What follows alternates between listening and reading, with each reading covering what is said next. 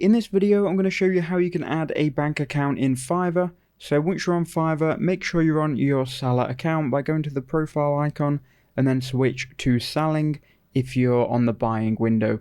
Now, once you're in the seller dashboard, you can then go to My Business, then click on Earnings. That will take you to your earnings dashboard where you can see an overview. If you then go to Add Payout Method, you can then choose to add your bank account.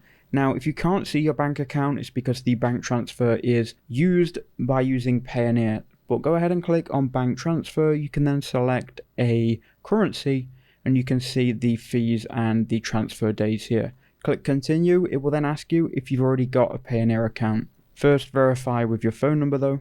Once you've gone to the Payoneer setup, you can then start to enter in your details and get to the point where you can enter in your bank account. So if you don't already have a Payoneer account, you are going to need to create one to add your bank details. To do that, you can follow these instructions on screen. You just need these starting details, some contact details and security details, and then you can add your bank details. Now, if you already have a Payoneer account, click there and it will ask you to log in. But if not, follow this form out and you can then add your bank details.